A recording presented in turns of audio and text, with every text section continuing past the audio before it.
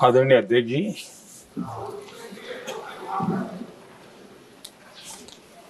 इस महत्वपूर्ण विधेयक पर आज सुबह से चर्चा प्रारंभ हुई है।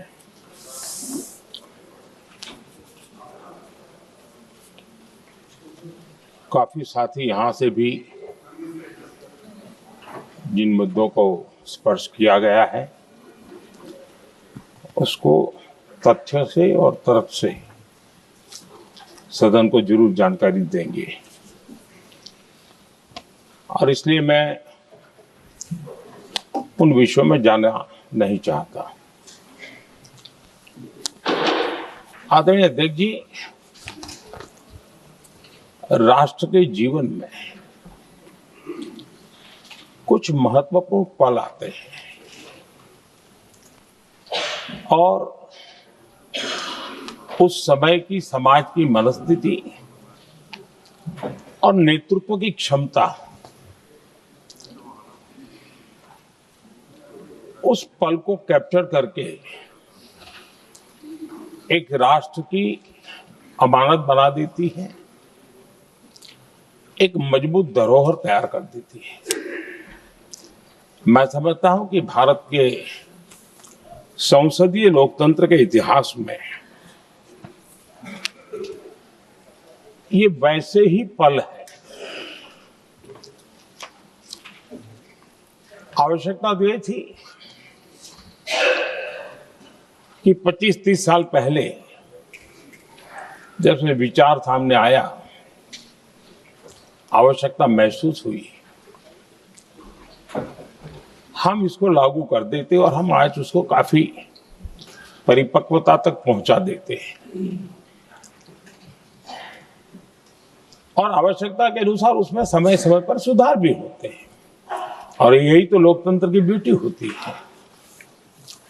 हमारी मदर ऑफ डेमोक्रेसी है, हमारी हजारों साल की लोकतंत्र की एक विकास यात्रा रही है और उस विकास यात्रा में एक नया आयाम जोड़ने का एक शुभ अवसर सदन के हम सभी साथियों को मिला है और मैंने प्रारंभ में कहा है कि हम सब भाग्यवान हैं कि हमें ऐसे महत्वपूर्ण और देश की आधी आबादी को इस राष्ट्र निर्माण की नीति निर्धारण प्रक्रिया में हिस्सेदार बनाने का सौभाग्य मिल रहा है।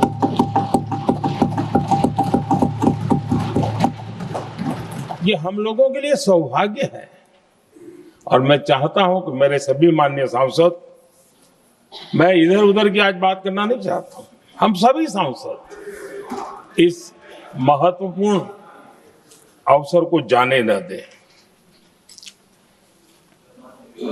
हम भारतीय सब मिल करके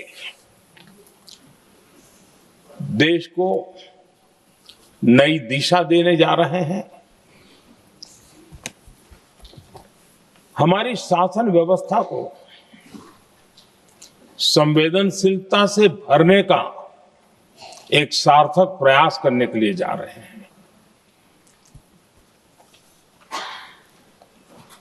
और मुझे विश्वास है कि इस मंथन से जो अमृत निकलेगा वो देश की राजनीति की भी उसके रूप स्वरूप को तो तय करने ही करने वाला है, लेकिन ये देश की दिशा और दशा भी तय करने वाला है। इतने महत्वपूर्ण मोड़ पर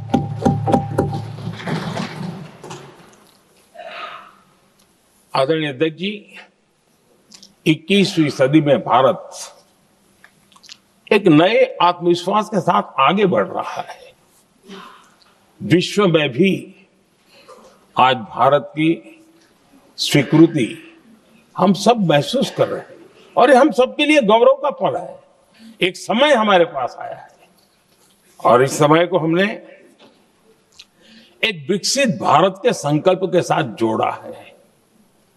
और मैं पक्का मानता हूं कि विकसित भारत का मतलब केवल उत्तम प्रकार के रेल, रास्ते, इंफ्रास्ट्रक्चर या कुछ आर्थिक प्रगति के आंकड़े, सिर्फ इतने से ही विकसित भारत की सीमित कल्पना वाले हम लोग नहीं हैं। हम चाहते हैं कि विकसित भारत जिसके नीति निर्धारण में साच अर्थ में सबका साथ सबका विकास का मंत्र समाहित हो, देश की 50% जनसंख्या नीति निर्धारण का हिस्सा बने, ये समय की मांग है। हम पहले ही देरी कर चुके हैं, कारण कोई भी होंगे, जिम्मेवार कोई भी होंगे, लेकिन इस सच्चाई को हमें स्वीकार करना होगा कि जब हम अकेले मिलते हैं तब मानते हैं हाँ यार, लेकिन जब सामूहिक रूप से मिलते हैं, मुझे याद है कि जिस इसकी प्रक्रिया चली थी, सभी दलों से मिलना हुआ है, एक दल को छोड़ करके जिन जिन से मिलना हुआ है, हर एक ने सैद्धांतिक विरोध नहीं किया है। बाद में जाकर के जो कुछ भी हुआ होगा, राजनीतिक दिशा पकड़ी जा रही है, लेकिन जो राजनीतिक दिशा में ही सोचते हैं, मैं उनको भी एडवाइज करना चाहूंगा, एक मित्र के रूप में एडवाइज करता हूं और सबको काम आएगी। हमारे देश में जब से विमेन रिजर्वेशन को लेकर के चर्चा हुई है और उसके बाद जब जब चुनाव आया है, हर चुनाव में महिलाओं को मिलने वाले इस अधिकार का जिसने विरोध किया है, जिसने विरोध किया है, देश की महिलाओं ने उन्हें माफ नहीं किया है। उनका हाल बुरे से बुरा किया है। लेकिन ये भी देखिए कि 24 के चुनाव में ऐसा नहीं हुआ। क्यों नहीं हुआ? ये इसलिए नहीं हुआ कि 24 में सबने सहमति इसको पारित किया, तो ये विषय ही नहीं रहा। किसी के पक्ष में पॉलिटिकल फायदा नहीं हुआ, किसी का नुकसान भी नहीं हुआ। सहज रूप से जो मुद्दे थे, उन मुद्दों के आधार पर चुनाव लड़ा, क्योंकि 24 में सब साथ में थे। कुछ लोग यहां हैं, कुछ लोग नहीं है, लेकिन सब साथ में थे। आज भी मैं कहता हूं, अगर हम सब साथ में जाते हैं तो इतिहास गवाह है कि किसी एक के राजनीतिक पक्ष में नहीं जाएगा।